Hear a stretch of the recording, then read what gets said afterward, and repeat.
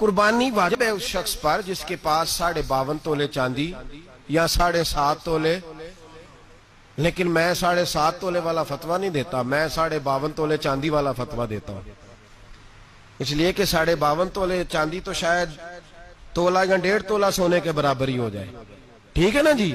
تو 7.5 تولے سونا 50-60 ہزار روپیہ جس آدمی کے اکاؤنٹ میں موجود ہے وہ قربانی کرے۔ بلکہ امام شافعی رحمۃ اللہ علیہ فرمایا کرتے تھے جس نے 3 کمروں کو تالا لگایا ہوا ہے وہ 3 کمرے فارغ ہیں، اس کے کسی کام کے نہیں، ان کی قیمت کا حساب لگائے، چھت پہ سٹور بنا دیا ہے کوئی مطلب نہیں اس کا، اور جو ویسے رکھی ہوئے ہیں کوئی معنی ہی نہیں کمرے کا، فرماتے تھے حساب لگائے قربانی کرے۔ رب کریم کی بارگاہ میں دینے کا جب معاملہ آیا تو تو گول کر گیا کام۔ میرے رسول کائنات سرور عالم صلی اللہ علیہ وسلم کا جب اپنے لیے چیزیں استعمال کرنے کا ماحول ہے تو محبوب پاک علیہ السلام نے مہینہ روٹی نہیں پکائی۔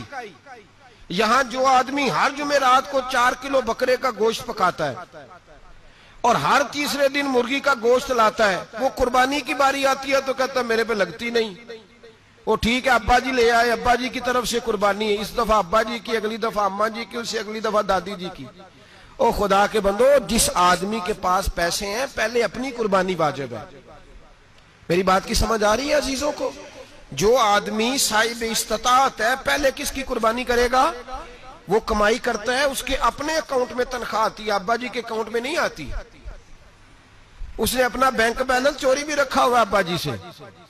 پہلے اپنی قربانی کرے، اگر اس کو شوق ہے، دل کرتا ہے تو ایک اور خریدے، پھر ابا جی کی طرف سے کرے۔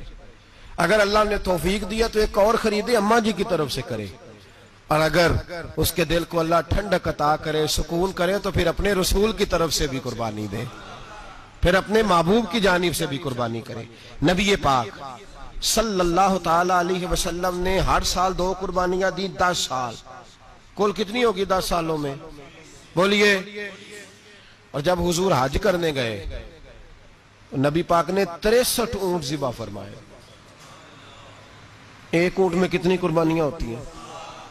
63 اونٹ حضور نے ذبح فرمائے۔ اور حدیث بڑی مزیدار ہے، حضرت ابو ہریرہ رضی اللہ تعالیٰ عنہ فرماتے ہیں کہ جب اونٹ ذبح کرنے کی باری آئی تو ہم سوچ رہے تھے، پریشان تھے کہ یہ تو بڑا مشکل ہے ذبح کرنا، بڑا مشکل ہے، اس کو تو نہر کرنا پڑتا ہے، گرانا پڑتا ہے، باندھنا پڑتا ہے، سب سے مشکل کام اونٹ ذبح کرنا ہے۔ تو نبی پاک صلی اللہ علیہ وسلم کی تو عادت کریمہ ہے، اپنے ہاتھ سے ذبح کرتے ہیں حضور۔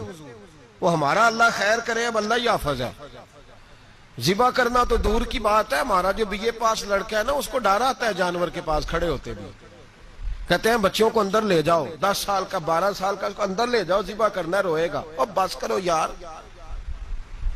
یہ کس قوم سے تمہارا تعلق پڑ گیا ہے؟ ہمارے تو 12 اور 14 سال کے معوذ اور معاذ ابو جہل کی گردن کاٹ کے رکھ دیا کرتے تھے، اور تو بچہ بکرا ذبح کرنے سے ڈرا رہا ہے، اس کو کھڑا کر لا کے۔ قربانی تو جہاد کی ٹریننگ ہے، وہ کھڑا کر، اس کو کہا بیٹا یہاں کھڑا ہو، اللہ کے رستے میں بکرے کی گردن کاٹنی ہے۔ اگر کوئی شخص خدا رسول کے دین کی مخالفت کرے، کفر کا جھنڈا اٹھائے، تو اس کی گردن بھی کاٹنی ہے۔ یہ ٹریننگ ہے بچوں کے لیے۔ یہاں عجیب ماحول ہے، ڈر لگ رہا ہے، پیچھے ہٹ جاؤ۔ اور جس صاحب کی قربانی ہے وہ بھی کوئی 1.5 کلومیٹر کے فاصلے پہ کھڑے ہیں، دور کھڑے ہو کے دیکھ رہے ہیں، نفیس ہی بڑے ہیں جناب، لطیف ہی بڑے ہیں، کپڑوں کو کوئی قطرہ خون کا لگ گیا تو بڑی مصیبت بن جائے گی۔ اور امیر آدمی، اس کا تو گھر کسائی نے خود فون کیا ہے کہ صاحب سب سے پہلے میں آپ کے گھر آؤں گا، اس کو پتہ ہے کہ منہ مانگی قیمت ملے گی۔ مہربانی فرمائے، قربانی میرے رسول پاک صلی اللہ علیہ وسلم سے زیادہ نفاست والی طبیعت کسی کی نہیں۔